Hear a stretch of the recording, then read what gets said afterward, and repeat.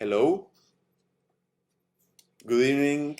Um, Welcome to the third edition to Ephemera.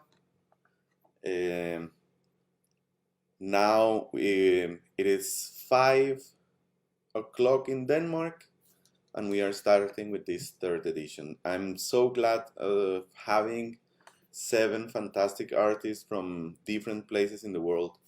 We're gonna have such a different perspectives of the body and performance today, and I'm really glad of having you as audience watching this event. I expect that people who watched the first editions of Ephemera are also watching this one, and now we are good to go with this event. Thank you so much. Remember, you can leave your commentaries in Facebook Live. We're gonna be reading your questions after all the performances have happened, and we're gonna answer those questions together with the artist. So if you have any specific question, you don't doubt on writing to us. We're gonna make your question part of the discussion at the end of this event. I would like to introduce myself. My name is David Sebastián López Restrepo. I'm a Colombian artist based in Denmark right now, and I'm the director and curator of Performance Cooking, which means the Performance Kitchen. I have been working with performance for the last 15 years, and now I have been working with this organization in Denmark for the last 5 years. We do plenty of events, festivals that include migrant artists and people who are or have been in some kind of migration situation, and that's why we started this event in internet, in a broadcasting platform, because we think it's very necessary for our environment right now with this current situation, with the cultural centers closing down and many things happening in the culture environment.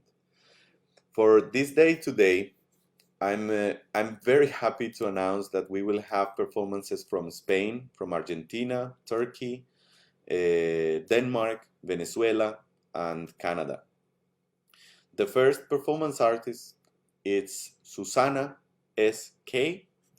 She's from Spain, and we're gonna have her right now. So welcome, and Susana, you're good to go. Thank you so much for being part of this event.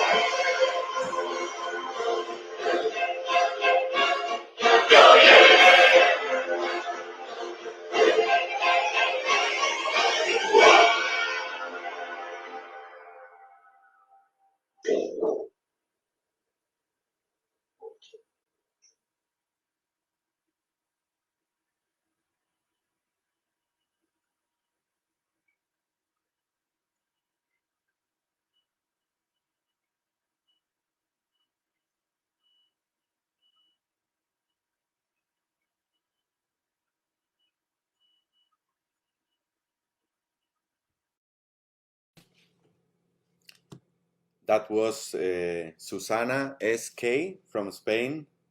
Thank you so much, Susana, and thank you all of you in the audience. We have 11 viewers right now. The next performance artist, it's from the end of the world, the very south end of the world. He's called Gummo Nabokov. He comes from Argentina.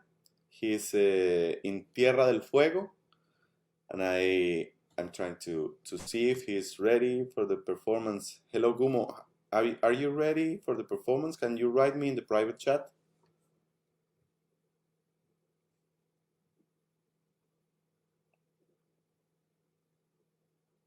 Okay. Now we're gonna wait a minute while he is ready. I think he will be ready pretty soon. He's right now in Tierra del Fuego. It's a fantastic place in the south of Argentina. I hope if you have the opportunity to go there, it's amazing. And I'm actually pretty sure that making performance in this kind of landscapes could be amazing. I had the opportunity to be there 7 years ago. And I enjoyed it a lot, even though the weather is kind of rough. I'm waiting for the good to go from Gummo, but don't rush. We are actually on time. No worries.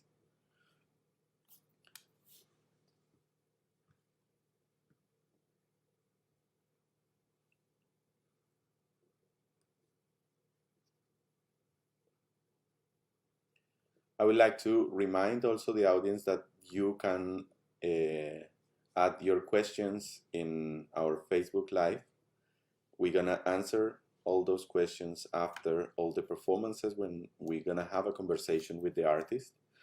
I will also like to say that most of the artists of this event, from specifically today, they are from Latin American countries. Susana was from Spain, but we also have Gummo from Argentina. We're gonna have Alexander Escalona from Venezuela, and Max Provenzano from Venezuela too. So we might speak in Spanish at some point, so we can include also the Latin American audience. Myself, I'm from Colombia, so I'm also able to speak in Spanish. So it's up to the artist if they want to speak in Spanish with me and have the conversation in Spanish. We're gonna speak in Spanish. So if you have any questions in Spanish, the audiences that are right now in Argentina or Venezuela or Colombia or other places, you can write in the comments of the live streaming in Facebook, and we're gonna make them part of our conversation afterwards. So I think we are almost good to go with Gummo. Gummo, are you okay to go? Ready. Well, ladies and gentlemen, with you, Gummo Nabokov from the End of the World, from Argentina.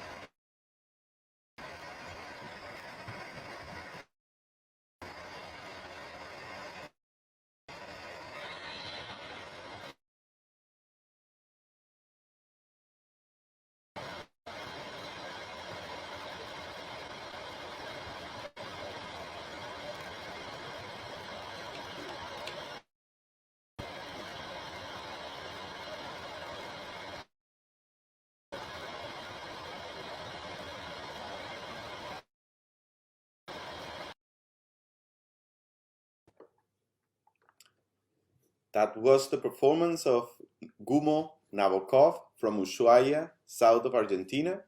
Thank you so much for being part of this project. It's his first time being part of Ephemera.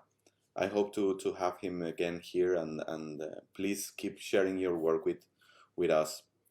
I didn't mention before, we are now part of this community of supporters. It's called Patreon. You have here in the bottom of the screen, you have the link of our Patreon, so you can watch it and you can decide if you want to support us with a donation or whatever you want. Being part of our community will allow you to find like content just made for you and for the community, and you can also have early access to the content we are preparing for the public. So remember, be part of our community of Patreons, and you will have a lot of performances from all around the world. Now we're gonna have the performance of a person that I know from a long time, because she have been part of our projects a couple of times. She's called Pinar Derin Gencer. She's from Turkey, but she's actually living in Stockholm. She's a fantastic artist, and she was part of one of the festivals we were organizing in 2018 in a place in Copenhagen called Union. At that time it was called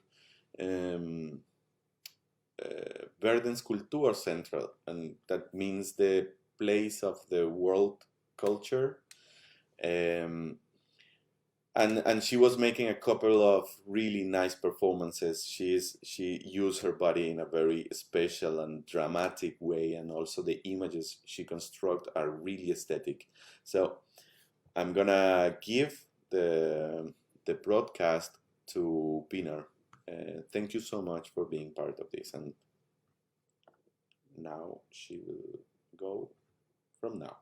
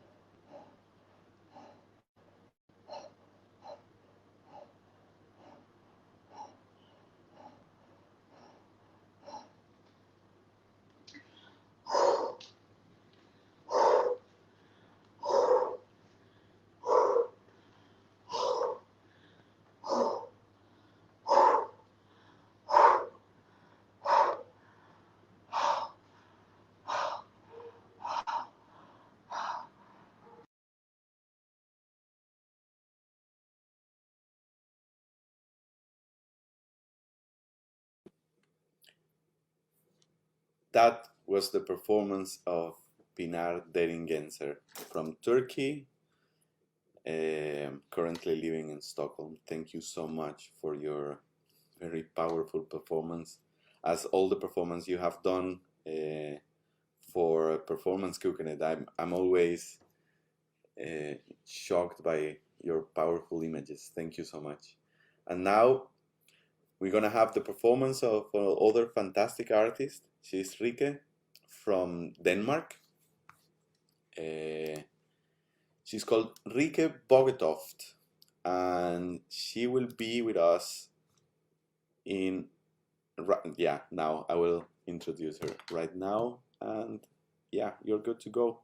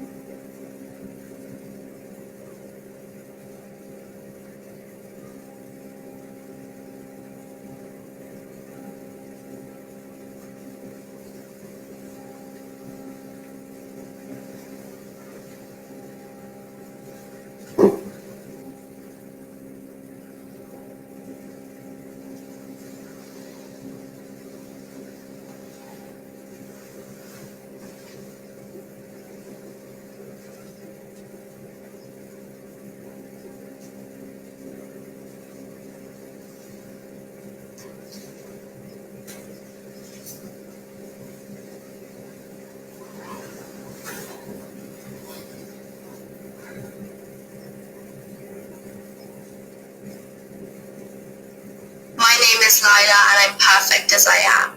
We are all perfect. Perfect, perfect, perfect, perfect, perfect, perfect, perfect, perfect, perfect, perfect. The new Eau de Parfum by Marc Jacobs. Sick of this. You don't just eat food and learn. You don't do this job.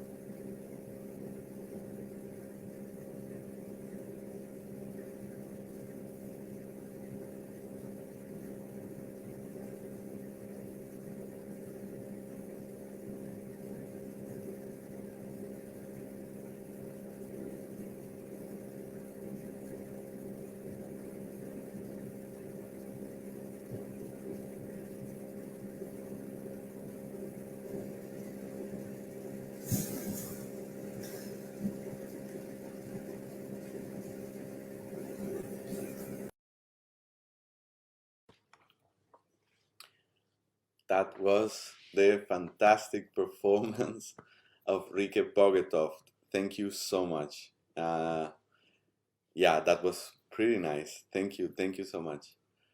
The next performance, I would like to invite to the stage this fantastic artist from Venezuela. He's called Alexander Escalona, and he will bring us one of his powerful works.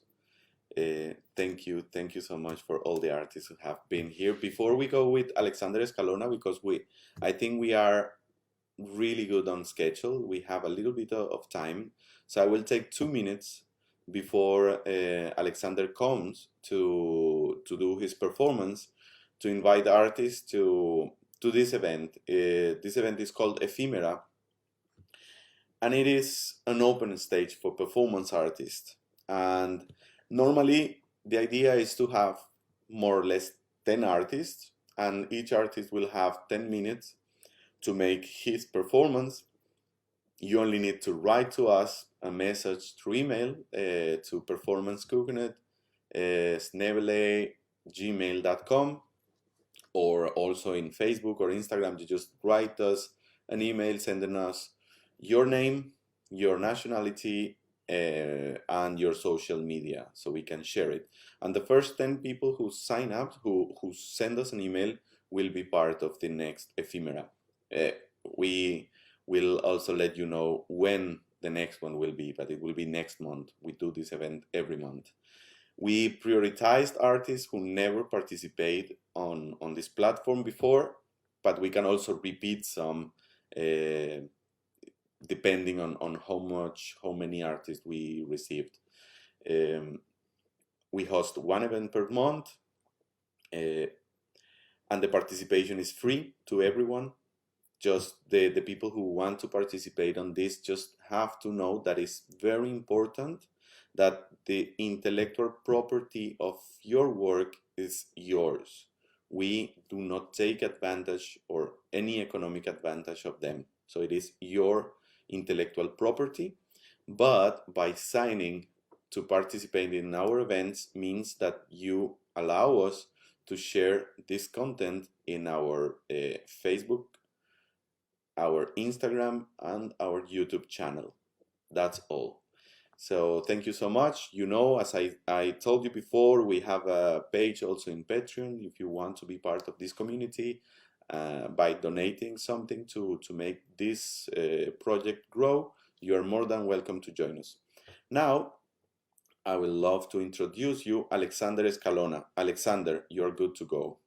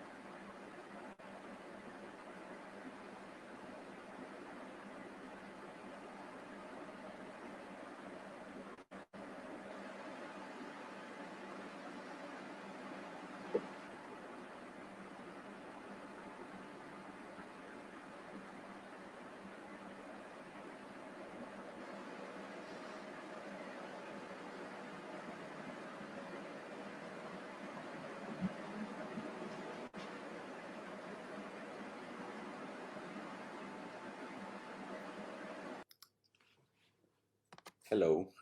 That was the performance of the Venezuelan artist Alexander Escalona. Thank you so much, Alexander, for your fantastic work. Thank you again for being part of this project. Ephemera, an open stage for performance art. It's a platform that welcomes all the artists that want to have a platform to share their work. All the people who is working behind this platform is voluntary based, so you have to know that we are not taking any economical advantage of this specific project, even though we have more projects within our platform, Performance Cooking, the Performance Kitchen. We do have a project called Body Landscapes happening physically in Copenhagen every October since 2017. And we also have an online platform called Cyber Bodies that also happened in October. The first year that happened was last year due to the pandemic of coronavirus, and also this ephemera is happening because of that. Now I would love to introduce the next artist. I love we are really, really good on schedule. This is not like, it doesn't happen very often that we are really good on schedule. But now we're gonna present the next artist. Is a very interesting artist I met because we have a friend in common, a friend that was also part of the first ephemera, Johannes Sitz. So I would like to introduce Robert Luzar. He is from Slovenia, but he actually was raised in Canada. He lives in Canada. And yeah, thank you so much, Robert, for being part of this. And yes, you're good to go now. Thank you.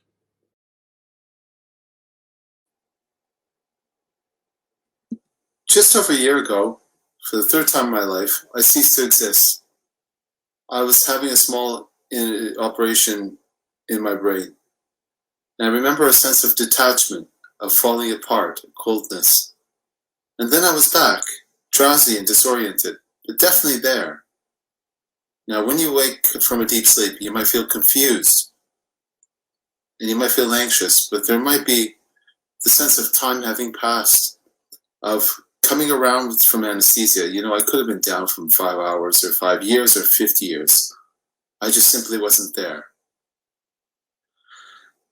Anesthesia is a magical kind of thing. Turns people into objects and then back into people. This process is one of the greatest remaining mysteries. How does consciousness happen? Consciousness. Millions of neurons, tiny biological machines, is generating a consciousness experience right here, right now. How does this happen? How? Answering this question is so important because consciousness, without it, there's no world, there's no self, there's nothing at all. Nothing. And when we suffer, we suffer. And if we can experience, what about other animals? Do they also feel a sense of self? Self. Do they feel like they have a sense of, like the iPhone or your phone? Maybe it has a sense of self. Sense. Now, what about I?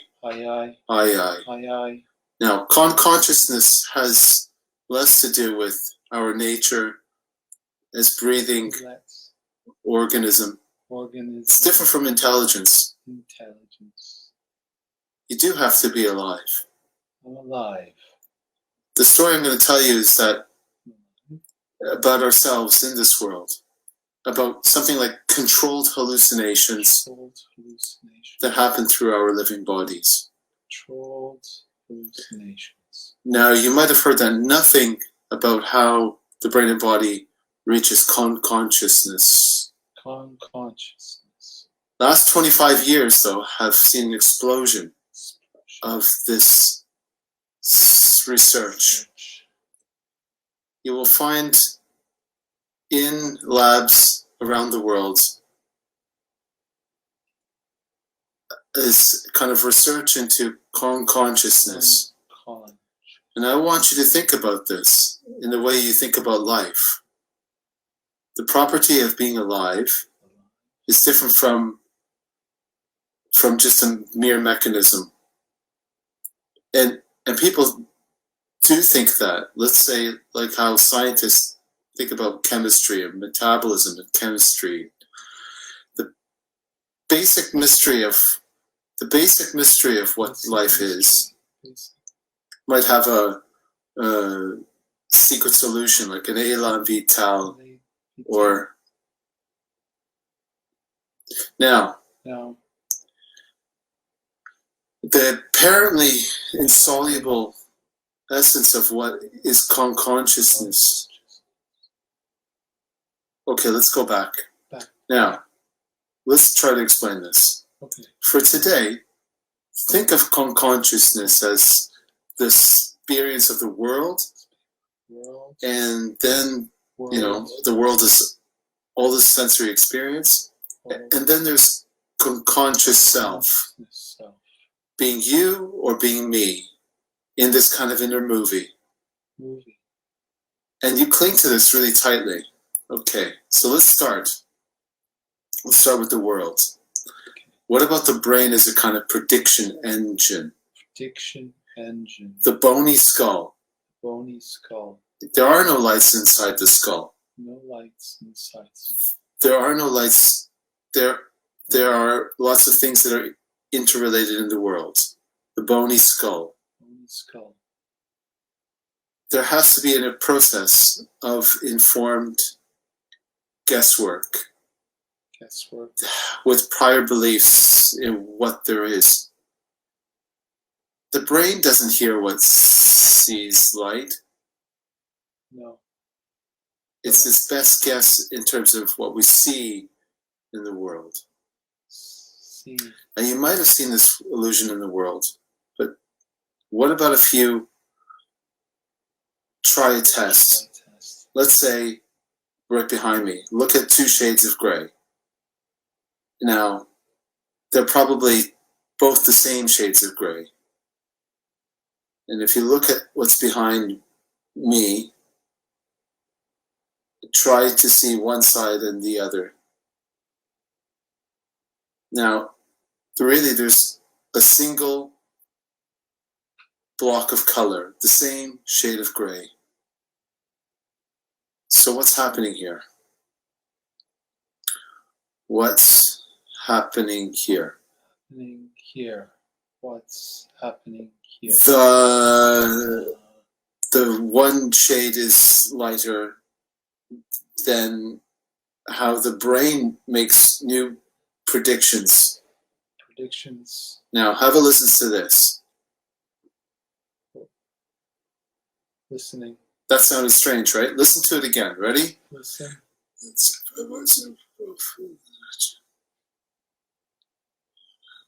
Now listen to this. I think Brexit is a terrible idea. Brexit. Terrible idea. Which I do. Terrible. You heard some words there. I'm going to replay this. Okay, you can hear words, right?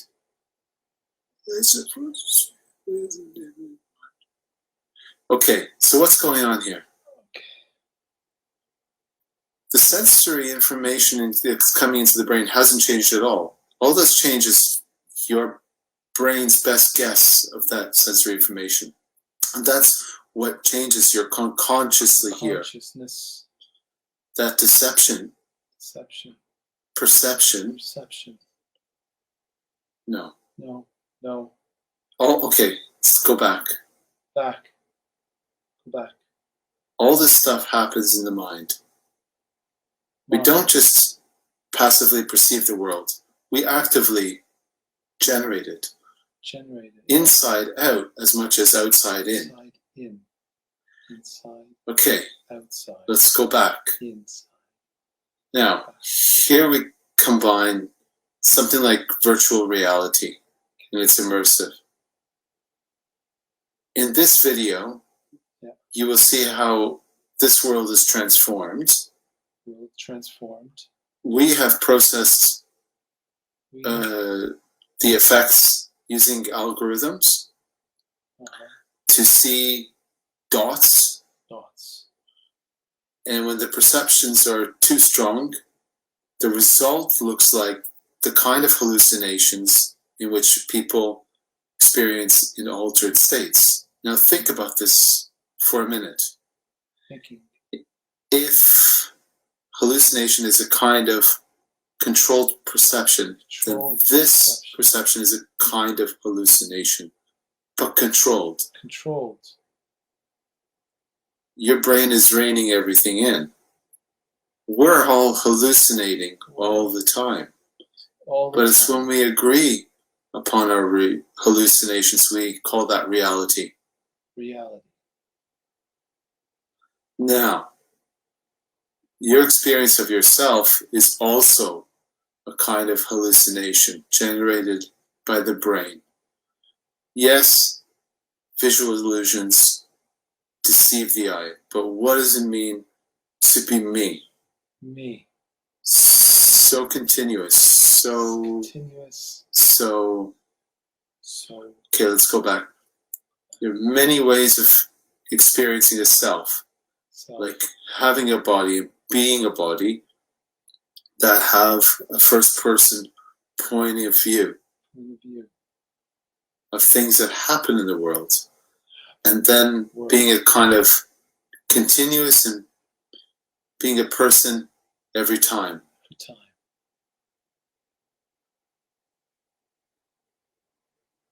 I think that's where we're going to have to hold this now.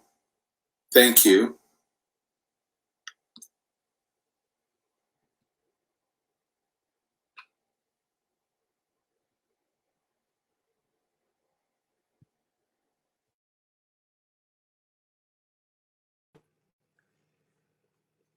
Wow, that was that was Robert Luzar from Slovenia, and yeah, I don't have words. I'm pretty amazed about how many layers of speech and image were in your performance. Thank you so much, Robert. We will, for sure, we will have a conversation about this afterwards.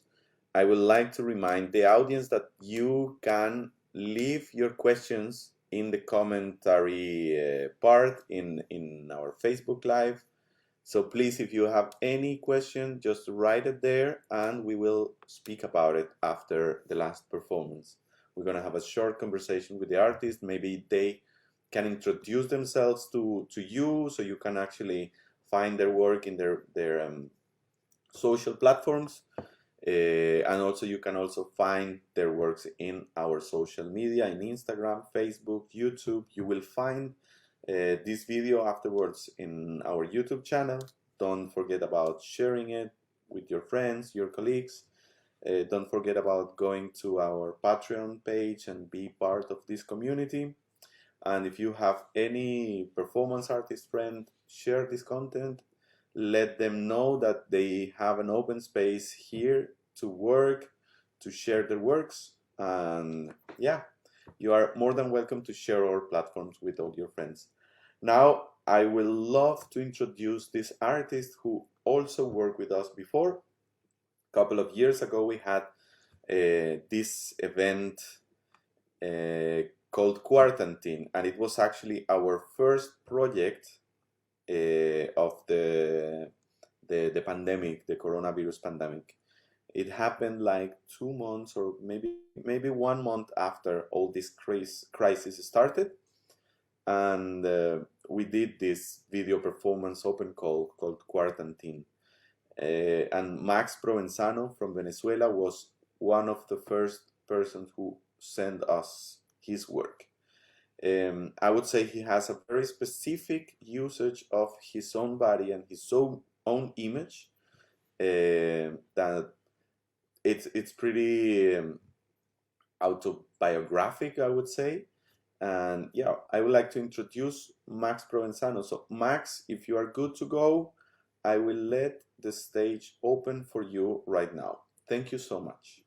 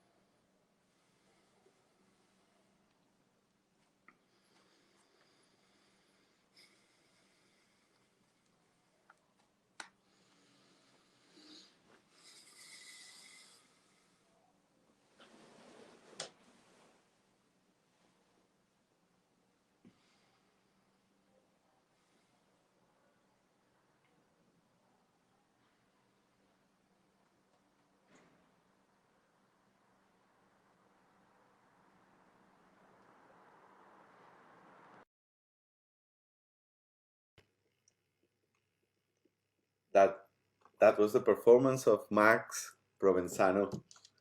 Thank you so much, Max, for your performance. I really like this aesthetic you use for your performances. I can really relate all the things you do in the same line. So it's really nice to see how you manage to do all your work in one aesthetic.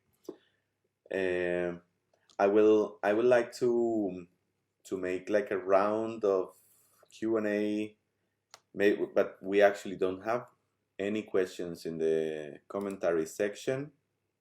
So I would like to ask people in the audience if they have any question. You can put it on this commentary section, and we will answer for you.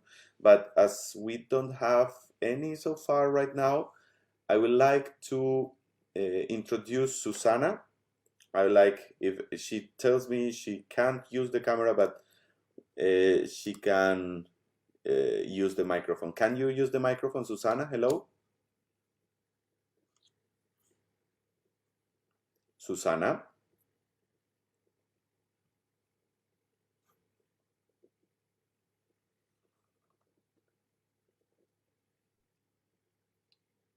Okay, I think she's having problems with the microphone and the camera, but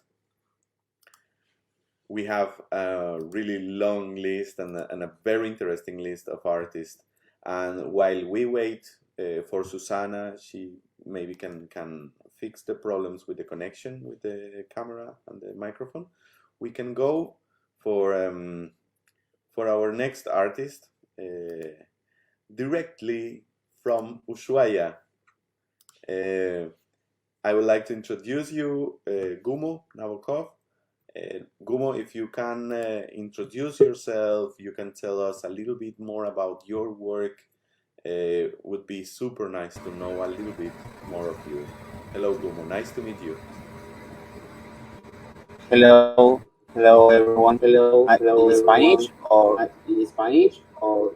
Okay, Gummo. If you feel like more comfortable in Spanish, I will speak in Spanish. ¿Ya? Okay. ¿Te gustaría que iniciáramos Bueno, esta hola. conversación en español? Bueno, hola. Entonces dame un segundo, Gummo. Bueno, voy a presentarles a este artista que viene del sur de Argentina, de un lugar llamado Ushuaia, que queda en Tierra del Fuego, en el sur del continente, y es también conocido como el fin del mundo. Y así como tenemos artistas de todo el mundo, tenemos artistas que se sienten más confortables hablando en el idioma con el cual crecieron. Asimismo yo vengo de Colombia y sinceramente yo me siento más cómodo hablando en español que hablando en inglés o en los otros idiomas que también hablo. Así que con Gummo voy a hablar en español. Espero que nuestras audiencias en Latinoamérica y en la parte hispanohablante de Europa se sientan también cómodos con nuestra conversación. Gummo, bienvenido a Ephemera número 3. ¿Podrías, por favor, presentarte, contarnos un poco más de tu trabajo y contarnos un poco más sobre tu perspectiva del arte de la performance desde la mirada de una persona trabajando en Ushuaia? Bueno, como verás acá la comunidad no es muy amplia, entonces sobre todo por la pandemia y por un montón de conexiones que se pueden generar, la performance mediante espacio virtual me abrió un montón de caminos y un montón de otras formas de poder explorar un poco más. Yo trabajo mucho con el erotismo y por lo general mis piezas tienen mucho contenido hardcore y alguna vuelta borderline y bueno, me parece que la performance es como un espacio perfecto para poder plasmar todas esas ideas.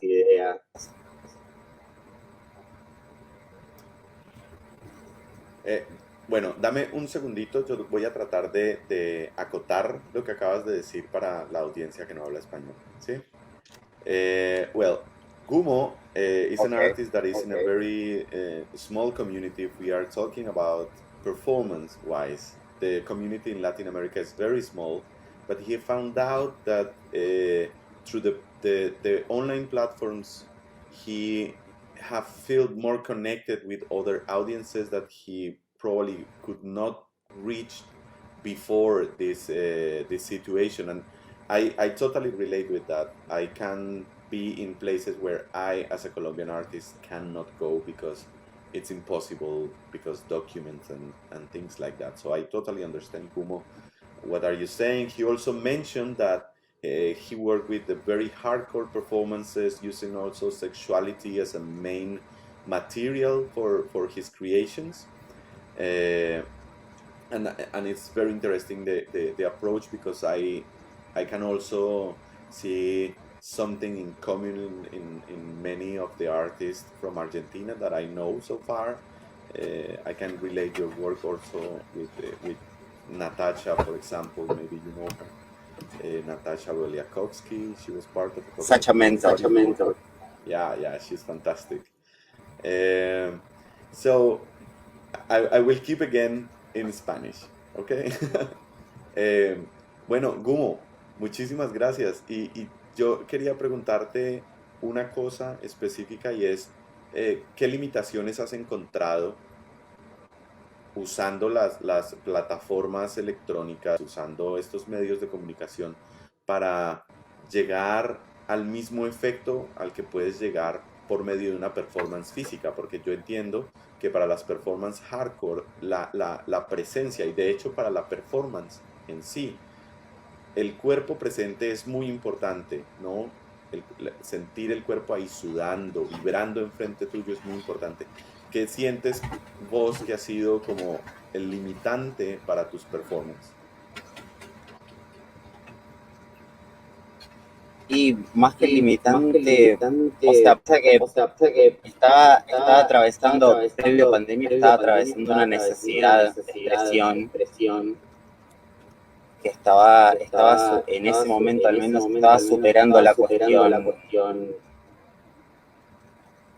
presencial, como repito, acá el lugar, mantener un público, una comunidad artística, el hecho de que sea una ciudad hace que las cosas no estén como hechas para cambiar, que sucedan cosas nuevas. Y me empezó a pasar al contrario. Necesitaba experimentar otras cosas que en el plano virtual se puede llegar como más lejos, causar otro tipo de sensaciones. Por lo general, el público que manejo disfruta mucho también el anonimato, de una cuestión más pollerista, se puede decir. Y son como los vectores de los que yo me aprovecho, me estimula, por así decirlo. Y eso, sí, limitación cuanto a querer irme de acá y encontrar a través del plano virtual que hay en otros lugares donde se valora mucho más, donde hay mucha gente con la que podría crear o seguir aprendiendo también. Entonces, entiendo que como estas conexiones que te ha proporcionado la virtualidad, básicamente han hecho que vos explotes un poco más esa creación por medio del cuerpo digital, según como lo entiendo. Exactamente. Sí. Perfecto, muchísimas gracias, Gumo. Espero en serio Gracias a vos. que continuemos en contacto. Y antes de despedirme de vos e ir con Susana, que parece que ya arregló su conexión, voy a tratar de acotar lo que acabas de decir para la audiencia que no habla español, ¿sí? Muchísimas gracias, Gummo, una vez más. Okay, he basically said that it was very important this distance between the actual body and the digital body, and how this transformation between these two worlds, the digital and the real world, gave him the opportunity to explore the audience, the relation between audience and artist in a different way. So it was very important to research, to basically dive in this world, because he found out the audience behaved pretty different than in real life. Like this anonymous thing in the digital platforms gave the audience like such opportunities to hide and to react in different ways to performance art and his specific way of doing performance art. So thank you so much, Gummo, and I hope to see you soon in one of our. Thank you so much to you. Okay. Sure.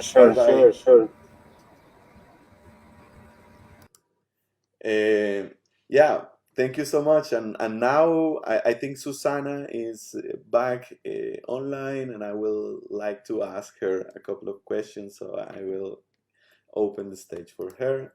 Hello, Susana. Welcome, and thank you so much for being part of this.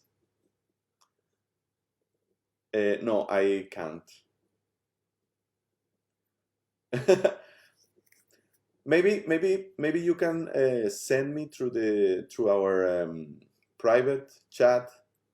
No, I can't hear you, but maybe you can send me through the private chat a statement, a short statement about your work and thing, and I can read it out loud for the audience, like telling me your name, where do you work, where do you live, and something like that, just if you want.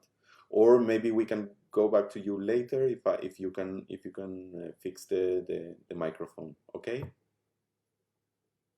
Yeah. So yeah, I think we're gonna go, because even though we are good with time, I think we have to keep this conversation in a very nice flow. And I would like to invite here to the stage Pinar. Hello, Pinar. How are you? Hello, I am fine. Hello, I hope you are fine too. Yeah, I'm very fine. Thank you so much. Yeah, thank you. I'm pretty glad you are here, because you have been part of my projects too, and we have been working together with your platform, with two of your platforms, with Stockholm Performance Art and Istanbul Performance Art. Yes. I'm really glad we made it again, but I know some of the audiences don't know you yet, and I would like you to introduce your work. If you can speak a little bit about what you do. This is the like the Ebbinghaus showed that the higher the number of repetitions in memory, the shorter the time between repetition and recall, and the lower the amount of recall, the better the performance of recall. But every act of remembering creates the process of forgetting, and every act of forgetting creates the process of remembering.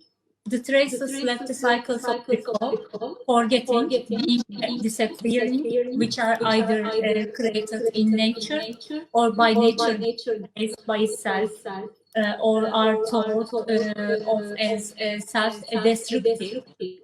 What is the left of the moments when nature collides with the body is the damage that this repetition and cycle has left on our minds and bodies. Actually, this is the performance piece called Trace. First, I did this performance in South Korea in Seoul, in the Museum of Art. And then I did the second part of this performance in Istanbul. And actually, this is going to like to in every country, I hope. Yeah, you know, the South Korea, Turkey, and now I know we are online, but in Copenhagen, in Denmark. So actually we did a short video action for the PRovenzano for Lviv. So this is about the process of the forgetting and remembering, and the action is going to like a kind of the act of the breathing. And the after all the action, traces is going and coming. Yeah, it's so natural process. And on the other hand, for me, it's a kind of the very heavy feeling. Mm-hmm. I would like to ask something about these traces you are talking about, because I feel it's something very recurrent in your work about the trace of your body over the space. Yeah. Yeah, and it's a very important part of your work, how your body affects the environment, the performative environment. I have experienced a couple of performances of yours, and it's really present your body, and the present also the trace of your body on the Yes. on the space. And following the question I did also to Gummo about this digital bodies, do you feel there is any difference, or have you found any difficulty about these traces or these footprints, if I might say, of the performance? Have you find a difference, and what is the difference between this real body and this virtual body in your performances? Mm-hmm. You're asking the difference between the digital and live performances. For you. Actually, for my body, I can say it's still like the same feeling during the action, because if I do that, when I do this performance in South Korea or in Istanbul, it's the live process and the audiences with me in that time. That was my body feel the same thing. Now I feel the same thing. For me, digital or the being in there, the same, we can say. But what's the difference for me? Of course, we wanna see the audiences around us, but in that, I don't know who are there. I don't see any audiences around me. So this is like the feeling, I can say, different for me. Only I get it. I want a more relationship between me and the audiences, but in digital way, I think it's not easy to connect with the people. Yeah, totally. I get it. And yeah, that's actually like a very challenging part of performance art. And to be honest, for like the most classical performance artist or theorist, this is not performance. The thing we are doing right now is not performance, because we are mediated by this platform, this technology, and we can't touch the body of the performance. We can't smell the traces and things like that. So it's for the classical theorist, this is not a performance. This is a video proposal or whatever else. Yeah. But in many ways I agree, but I actually in more ways I disagree, because I think this is also a body, and we have to think about our personalities and our selves in the digital platforms have so many ways of representation that have to be considered also as a body, as a digital body, with all the characteristics that might have a real body. So yeah, I get it when you say that for you the actual difference is not that much, but you actually miss this the relation with the audience, the real audience in front of you. And this is a so important thing in performance art, the relationship between the audiences and our body, the artist, and sometimes I miss that feeling. Yeah, totally. Me too. Yeah. Me too. it's actually very difficult to host an event Yeah, online. You don't know about the connections, you don't know about the speed of connections, and it's actually very challenging.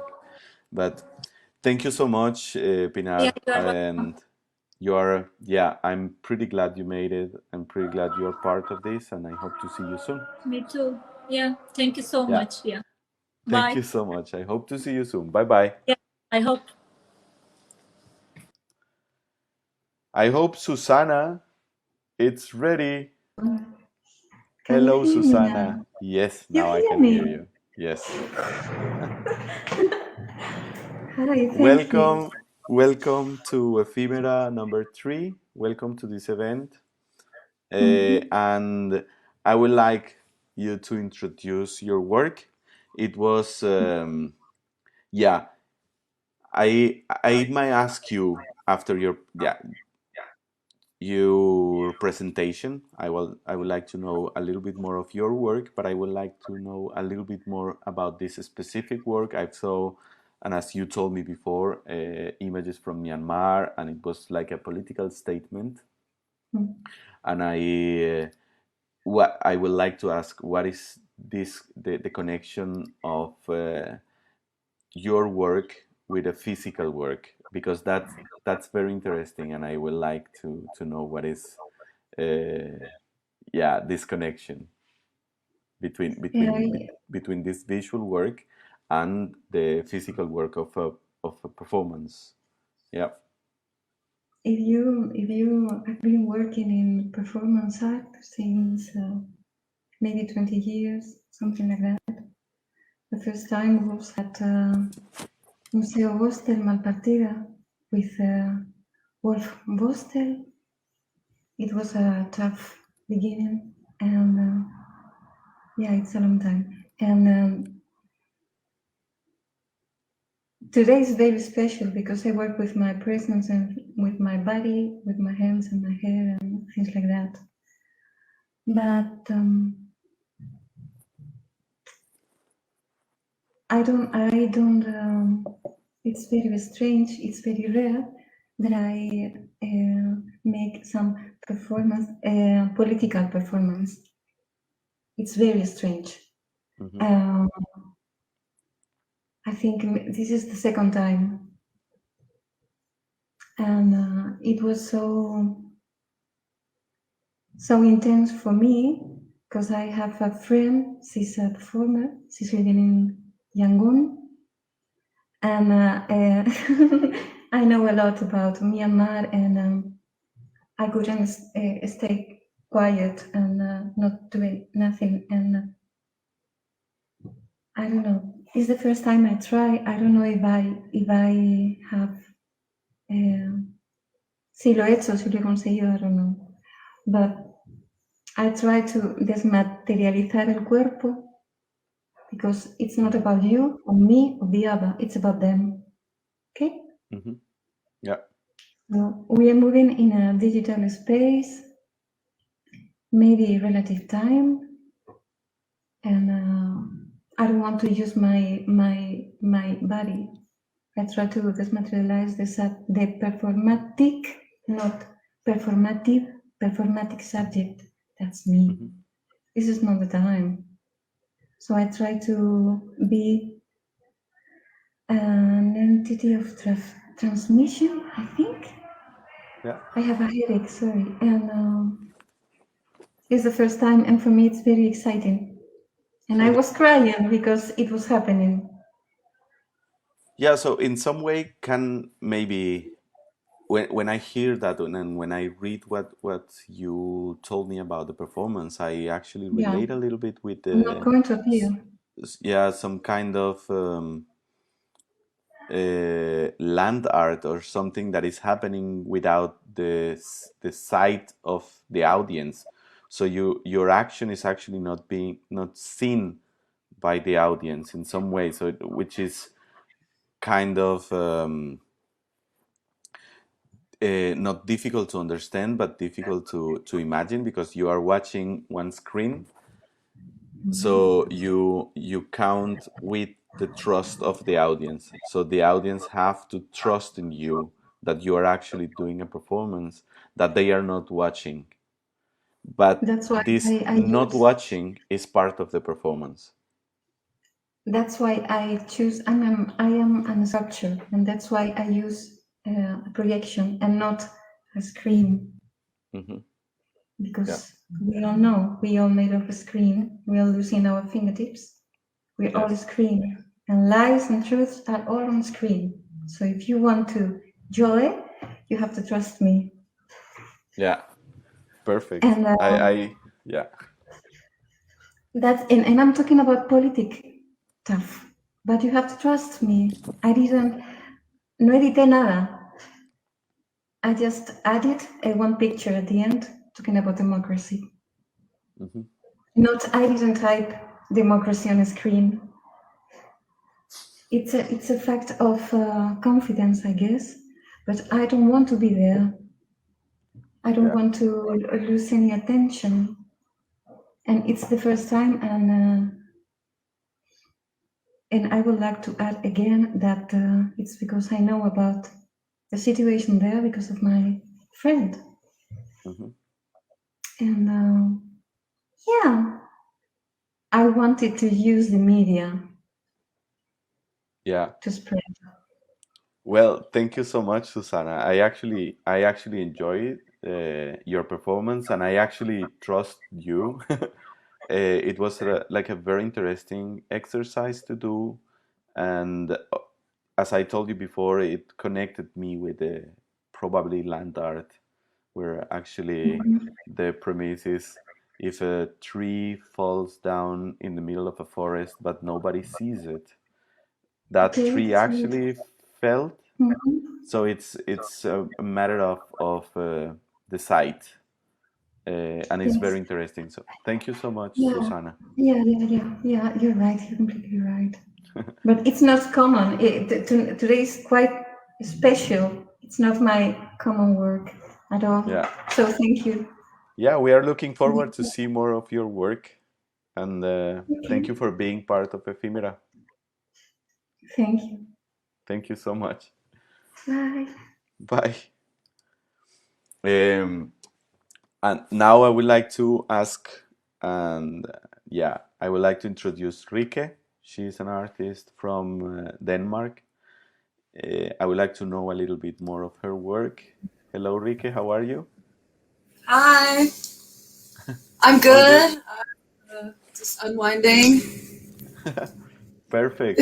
I would like to know a little bit more of your work. Your work is pretty new for me, and I'm pretty glad our paths crossed in this digital media, and we got to know our work together. So, can you tell me a little bit more about what you do, why? Yeah. My name is Rikke Bogetoft. I'm a multimedia artist with a focus on performance and video art, and very often in these hybrid structures that combine the both.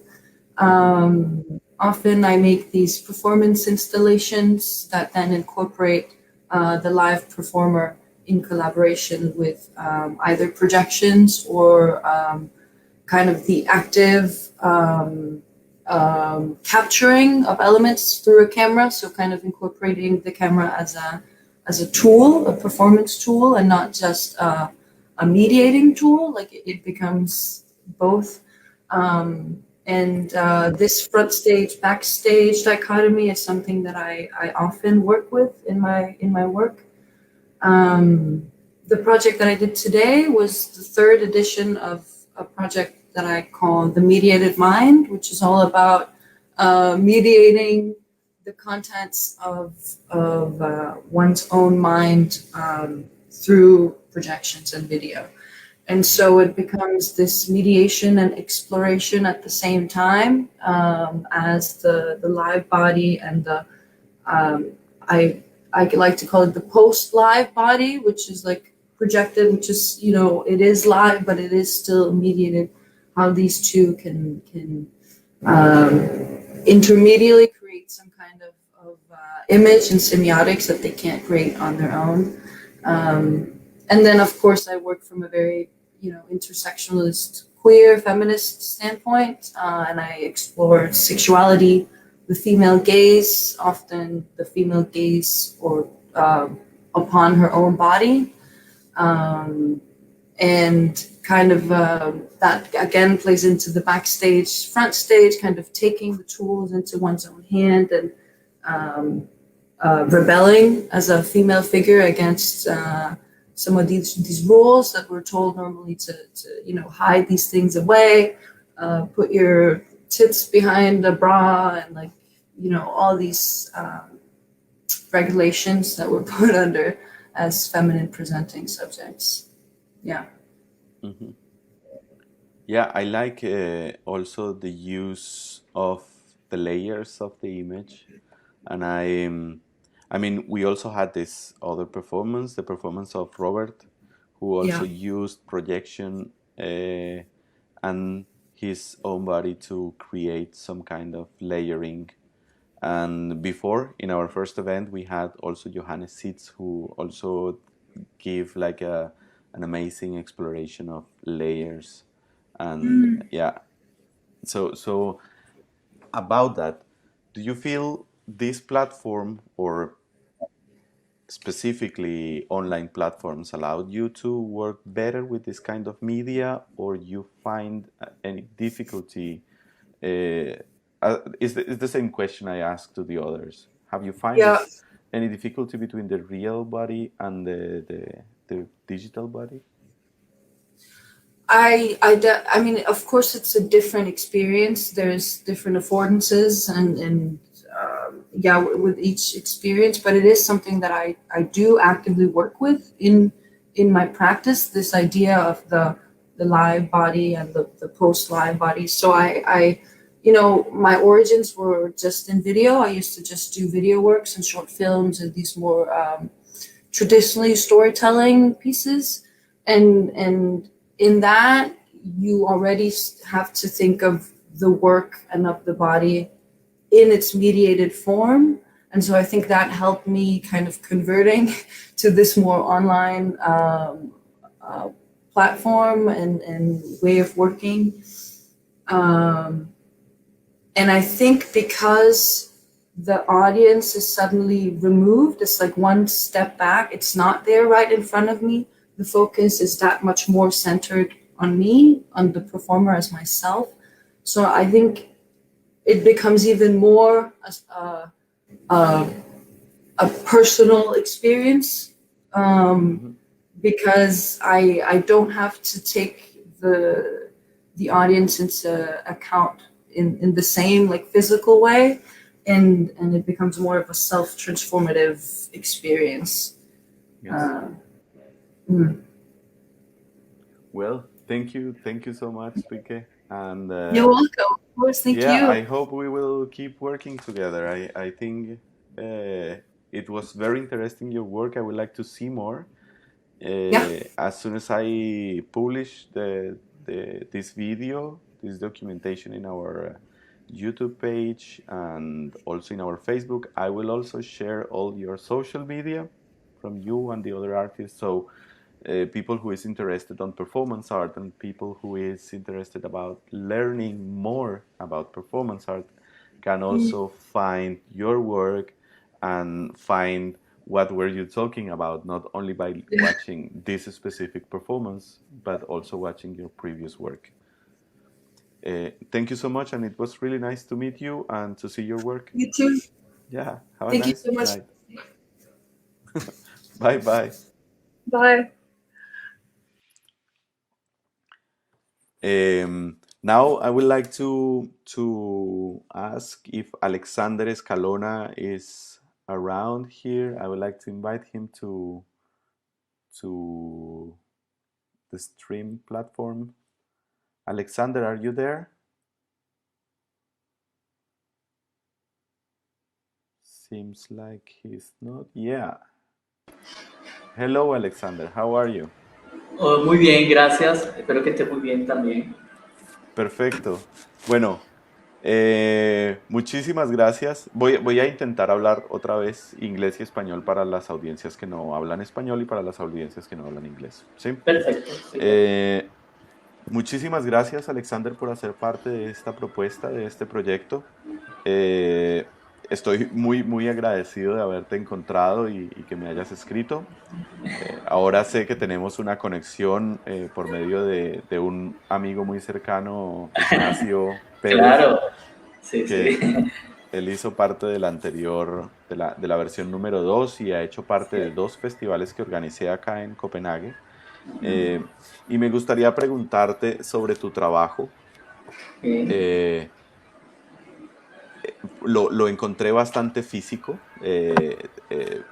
muchas conexiones con las performances clásicas, probablemente del Dada. eh, y me gustaría saber un poco más de tu trabajo, que te presentaras un poco. Bueno, gracias. Bueno, no sé si el término clásico me encaje, pero porque de repente en cuanto a las etiquetas, siempre he sido muy reacio, pero al final es la audiencia la que va a interpretar en dónde uno lo clasifica. Ajá. Este trabajo que estás viendo acá es un producto de que ha sido desarrollado desde hace aproximadamente unos 2 años aquí en mi país. Yo estoy en Venezuela, donde ahora estoy tocando el tema del incilio y el encierro, ya que nunca había tratado el tema político anteriormente, pero ahora lo toco. Siempre ha sido un poco más sutil en cuanto a otros performance que lo hacen de manera más directa. Pero es porque la misma necesidad en que me encuentro me ha llevado a desarrollar este tipo de tema. Actualmente estoy tocando ese tema del exilio, ya que aquí en mi país está viviendo un proceso brusco en cuanto a la política social y humana de manera muy drástica, la cual yo considero que hay muchos exiliados más que exiliados. Hay una gran diáspora de venezolanos por el mundo y ha producido en mí, bueno, yo estoy aquí en mi país, en este momento no me quiero ir de mi país, pero desde esta trinchera sigo desarrollando este tipo de trabajo, donde es la única manera artísticamente de desarrollarme y de producir. Es algo muy intimista, un trabajo muy intimista donde estoy plasmando desde el interior el efecto del encierro, ya que nosotros a nivel mundial, hace un año exactamente comenzó esto lo de la pandemia, pero ya aquí en Venezuela se estaba viviendo un año atrás, en el año 2019 fue un efecto bastante crucial que nos tocó a todos los venezolanos, que fue un apagón que hubo desde más de 90 horas. Es decir, aproximadamente 3, 4 días, 5 días sin luz, sin agua, lo cual hizo que produjera, bueno, a nivel personal, como una especie de grieta. Cuando llega la pandemia, es como, bueno, una grieta más en que luchar ahora los venezolanos. Entonces, estos últimos performances entre 19 y 20 ha sido ese mismo tema donde el ser humano, cómo está en un proceso de cambio. No sé si... entonces, es un trabajo muy físico, sí, porque, bueno, yo me considero una persona multidisciplinaria. He desarrollado la danza experimental, me he manejado en las artes plásticas. Entonces, bueno, esa parte, a mí esta limitación, esta parte cuadrada de la cámara, no te imaginas lo nervioso que estaba. A vos te limita muchísimo Sí, esa cuerpo real, cuerpo digital. sí, me ha costado. De hecho, hace 10 años hay un colombiano que no recuerdo el nombre, no sé si era Antonio, que organizó un evento, una bienal, que se llama perforar.net. No recuerdo el nombre. Pertus. Pertus, eh, exacto. ya, Fernando Pertus. Fernando Pertus, sí. Ajá, muy bien. Yo participé creo que fue en la segunda bienal de él, y no me gustó Sí, para nada. Eh, para nada, porque, claro, hace 10 años no manejamos el sinfín de posibilidades que hay ahora, ¿no? Me sentí muy extraño y de hecho dije, más nunca trabajo de esa manera. Entonces, pero bueno, siempre he participado en eventos, pero ha sido así, de manera que grabo mis videos, los envío a eventos, festivales y listo. Por eso que te pregunté aquella vez hace un mes atrás sobre qué posibilidades habría, porque yo sabía que esto me iba a costar, pero creo que pasé la prueba y Me bueno, pasé la encantó, prueba. me encantó. Sí, de verdad que es un poco estresante porque implican muchas cosas aquí en Venezuela. Por ejemplo, yo ahorita había planeado el performance para desarrollarlo en mi casa, en mi lugar donde estoy, ¿no? Pero extrañamente, hace una semana atrás, nos pasaron un comunicado por mi comunidad que se iba a ir la luz hoy. Eh, bueno, aquí antes no avisaban para irse la Ajá. luz, los cortes de luz, que está ocurriendo desde hace 2 años para acá. Pero un comunicado así muy educado, que me extrañó que avisaran, porque antes no avisan. Entonces, que iba a irse la luz desde las 9 de la mañana hasta las 3 de la tarde. O imagínate el estrés que iba a ser. Y yo decidí buscar un amigo donde tiene una oficina y trasladar todo para acá. Entonces, Ya. estoy en un espacio neutral, un espacio no lugar para mí, un espacio, es una oficina. Pero bueno, eso es más o menos lo que, lo que pasó hoy. No, pero en serio que muchísimas gracias por este esfuerzo para ser parte de esto. Eh, Me alegra muchísimo ver todas estas perspectivas y en serio que estoy muy interesado en leer un poco más sobre el término del incilio. Okay. Voy a tratar de explicarlo un poco Muy bien. como lo entendí en inglés ahora cuando termine contigo, Sí, porque en realidad me parece un término muy interesante eh, y que también, no sé, vos lo relacionaste también luego con el no lugar y entonces como que vengo entendiendo un poco más o sí. menos por dónde viene la cosa. Ajá. Eh, Asimismo, yo podría relatar como una especie de relación con los desplazados internos, ¿no? En Colombia. En Claro. Colombia nosotros no tenemos exiliados y no tenemos un problema de refugiados Mm, porque el gobierno básicamente le cambió el nombre y dice que son desplazados o migrantes internos, lo cual es un mm. problema político bastante grave de un cambio de nombres, pero me parece también interesante el término y a dónde se puede llegar por medio de este concepto incilio. Mm. Así que muchísimas gracias por esto. Creo que voy a profundizar un poco más. Gracias a ti, Ale, Vale, y un gusto conocerte. un gusto, Alexander. Um, I will take a little bit of time to explain more or less how was our conversation with Alexander. It was really interesting because I found out he is using a concept that I haven't heard before, but I know I will be able to research on that. And we were talking about the exile and how the community, the Venezuelan community, have been migrating a lot, like have been leaving their country a lot.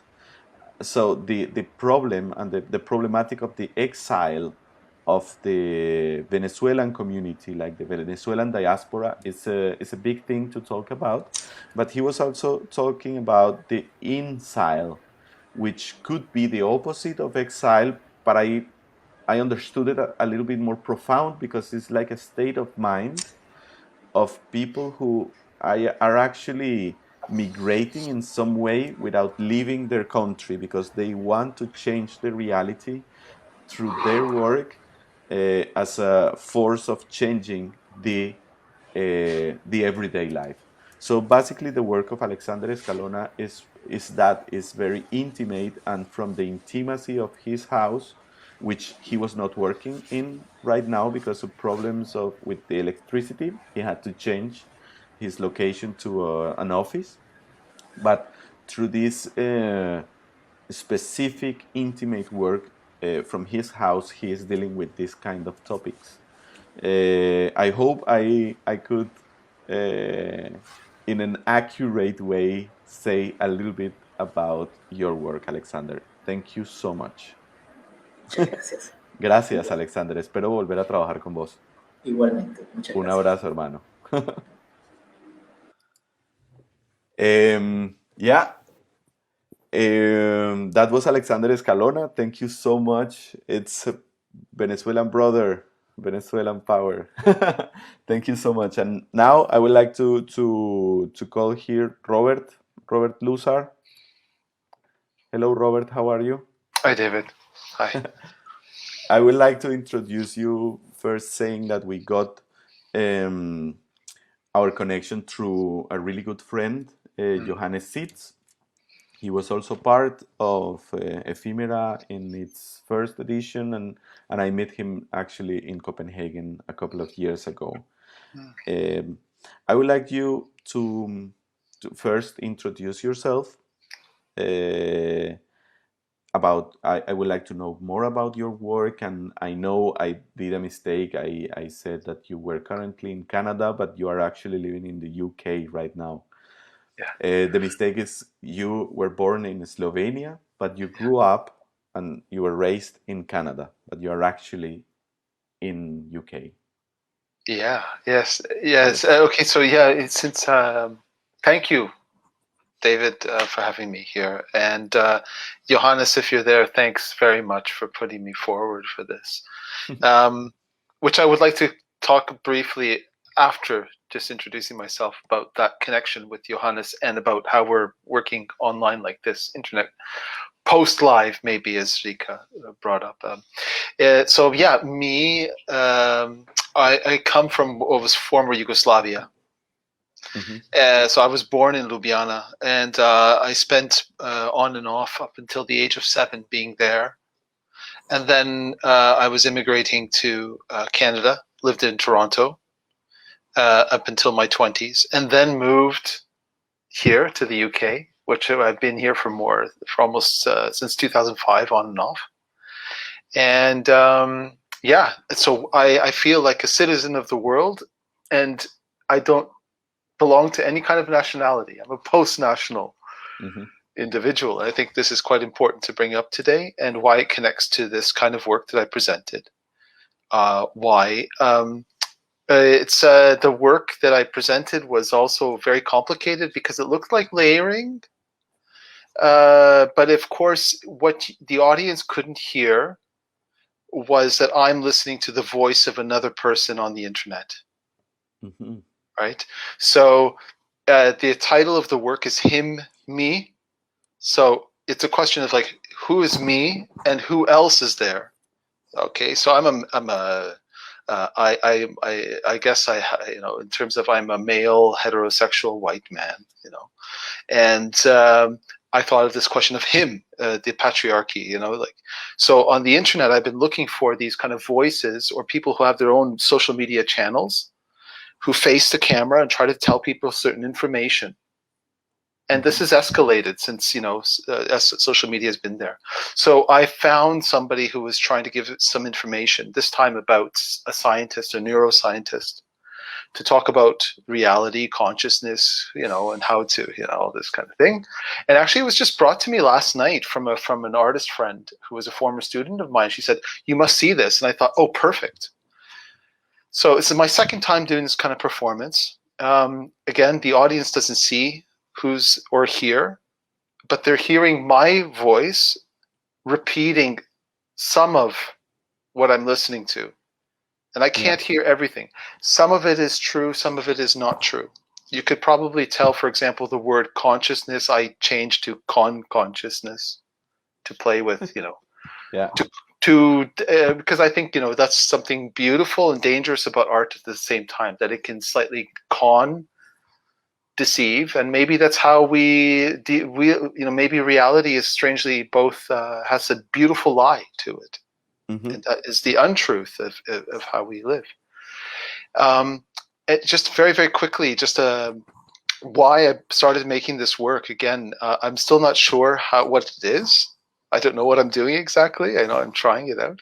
But what I found is during COVID is some people are saying we're dealing with COVID, and then we're dealing with misinformation, which is almost like another sort of disease, you know? It's like, and it's, as I was making this work, I was discovering how many people couldn't trust media, news, authority, science, or establishment, and so on. So we are finding more and more people are trying to find alternative voices, information, people. And of course, what I've been researching a lot down the line was especially how certain groups online have been politically working, more extreme right-wing groups, for example, trying to play with your identity, trying to talk about nationality and belonging and who belongs and who doesn't and this sort of thing. And so I bring this up today because as well, we're in Bristol at the moment, and we just came through a demonstration through town. So I'm thinking about Susana's work, this Myanmar. But today was to fight against or to protest against a bill that's being processed here in the UK that allows police more actions to reduce or take away the right to demonstrate and protest. So this question about this right-wing influence is coming there as well. Yes, really, Susana. Yeah. So is that enough? I'd like to talk a little bit about myself and Johannes, but I hope that's not too much. No, it's perfect. It's perfect, and I just mentioned Johannes because I found like a really interesting connection. Also, I found a connection with the work of Rikke. And is taking advantage of some kind of analog resources to do some things or tricks you can do digitally. I mean, Rikke works with video, and I mean, we know that we can also get those effects and things like that by using like edition tools. It's quite easy. But it's also interesting how performance artists have took these tools and have took analog resources to copy or hack the idea of this edition and layering and things like that. And which make it interesting is that we have this connection in the digital world, and this necessity of develop a digital body have make us explore that kind of analog resources, which is very interesting because we have the resources to do it digitally, but we refuse to, and we keep using our bodies in digital platforms. So yeah. And for me, about performance, the most important thing is the question of what is a body. Yeah, totally. It's not just about how close you are with somebody, but what is a body. And one problem I have with performance art is it tends to be about, in the classical sense, if you will, doesn't it always seem to point back to one person mainly, what is my body, and then you are another body. But here on the internet, okay, what if we have this post-live thing, Rikke, I agree. What about if it's all of a sudden the body has to explode? It has to become always many or more than one. And that's such a beautiful thing because the audience becomes the world by default. Yeah, totally. I just wonder, and also I might say like the idea of having a personality in an online world makes us, in this theory of like post-humanist, there is something called the proteist self, el yo proteico, and that means that you have another personality, it's other self, it's with other body, other characteristics. It's like a totality of a body itself, but in an online platform or in a digital platform, which is very interesting, the way how we as artists, we explore and we deal with that. At the same time, we are dealing with the real body. What is maybe a virtual body, not just the digital is virtual, but we have to think about this thing about emotions and how they take us to different places. Yeah. Yeah. Sorry, I don't want to take too much time, but no, it's okay. It's perfect. Like I will go now with Max Provenzano not without mentioning that Johannes, it's in the commentary section saying that he's getting embarrassed by we both talking about him. I'm gonna put this, Johannes. We like your work, and we would love to have you here again. Thank you so much, Robert, and I hope to see you soon. I hope at some point to meet you in real life and work with you in real life. Thank you. Thank you, everybody. Thank you, everybody, today. Bye-bye. Now I'm going with Max. Hello, Max. Hey, how are you? How are you? You feel okay by speaking in English, yeah? Yeah, I can. Perfect. Max, this is the second time you are working with me, with us, in Performance Cooking. It is the second time you are being part of one of our projects. But we have an audience right now. I don't know if the people who is watching this live streaming have seen your work before. Probably yes, but I would like you to introduce yourself and tell us a little bit more about your work. Okay, yeah. Max Provenzano. I'm Venezuelan. I left my country about 4 years ago.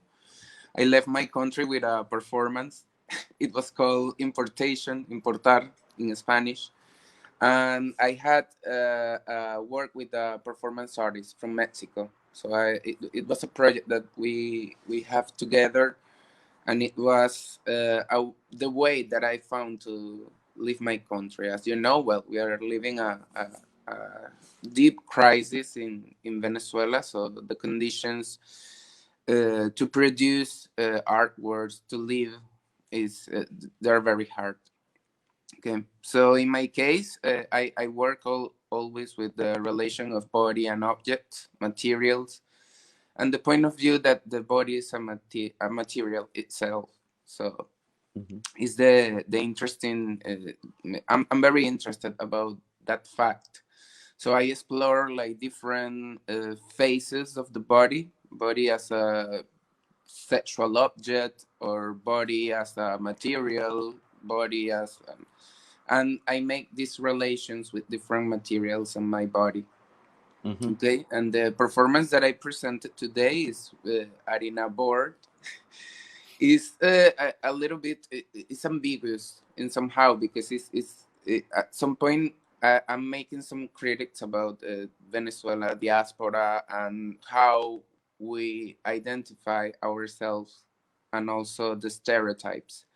But also I'm doing this with an action that is like very classical or typical, with the material that is to make the arepas and all the stuff. It's like, and somehow it's like a joke, but it has this content that is like, about identity, is making in somehow critics, because I found that sometimes between our artistic community, okay, I'm Venezuelan, you have this stereotype that is the arepas or something like that you will work. Sometimes it's like a product that you make branding about this material, the food, and all the stuff. And I'm trying to find another ways to explore my identity outside my country.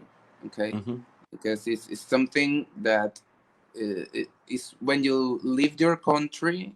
Well, you can live by different conditions, but in our case, it's like no returning. It's just like you just left the country, and even if you return, it will be so different that it's like completely another country. So I was exploring that with this work also. And it starts like a joke, but at the same time I got some feelings about my family memories when I was touching the flower and having this interaction with it. Okay, I work a lot with photography and self-portraits. So sometimes I do the things, but you can see only the photo. Okay, the photo is like the layer. But I make like these exercises or exploring the materials, and I just take a photo, because sometimes I'm interested in the image itself. more than the action. Okay, the action is important, and always you need the action, but the image is something that is very important for me, and that's why I work always like with this neutral background, this light, and my body is to give like some presence of the Yeah. body and the material. Yeah. Yeah, I have two commentaries about your work. Like, I totally see the connection between your work and the portrait work and self-portrait, and I can say that your work is pretty much um, presented from the perspective of a self-portrait, and how a self-portrait is not only a self-portrait, but it can be also like a lens, like a binocular to see the world. Through your own image, you can show the problems of your country, the problems of the place you are living in right now, problems of the world, because I have seen how you use the material to to make a composition in the representation space. And yes, it is a self-portrait, but your work show me more. But in a common ground, it is self-portrait, but it's like a window to see more things than just your body. So yeah, it's as a commentary, I would say I really love the relation between the objects as materials and your body as materials, as material too. Um, as a second commentary, I would like to, yeah, I loved your action today, and I was laughing a lot while watching the action, because it is something that we speak a lot with our like friends, performance artist friends, about some things you have to use in order to be a performance artist. And before it was like, yeah, you use red paint or maybe lipstick, white clothes, yeah, The sort of stereotype. things that they are stereotypes of performance art: being naked and hurt yourself and things like that. Yeah. And when it comes to be a performance artist from Latin America, there's some other stereotypes you have to approach. And I myself, I have done performances with arepa dough in the past when I was in Argentina like 15 years ago. And it's very interesting how those materials become at some point stereotypes of identity, with which does not remove the powerful image that those materials represent, because I still think that the arepa, it's a very powerful image from Venezuelan and Colombian identity, Yeah. that yeah, of course we have to explore, and of course we have to approach from different ways, from laughing about it, or being serious about it, or destroy the image about it. And it's really interesting your work in such a way, because yeah, it you use the stereotype, but you were mocking the stereotype also at the same time, The but you idea is find to make out. questions. Yeah. The idea Exactly. is to make questions, to ask questions, and maybe sometimes you don't have the answer at the moment. It's just like something that is open, and Hmm. I think that the audience can read that in that way. Okay, when you do an action, I think that always there is a question behind, and I prefer when you don't have the answer for Yeah, that question. Yeah. yeah, me too, actually. Well, Max, thank you so much for being part of this. Yeah, you Thank you too. so much. I will add all the people that I can to this, and just to say thank you so much. And I would like to see you again in next edition. So thank you so much, and bye bye.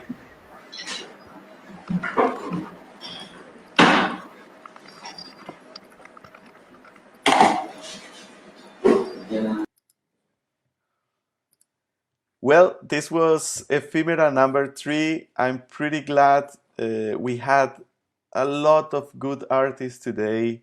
Um, it gives me a lot of questions that I have to research on, I have to look on. And yeah, I hope you also have a lot of questions to answer very soon, and I hope to see you in the next Ephemera, which will be next month.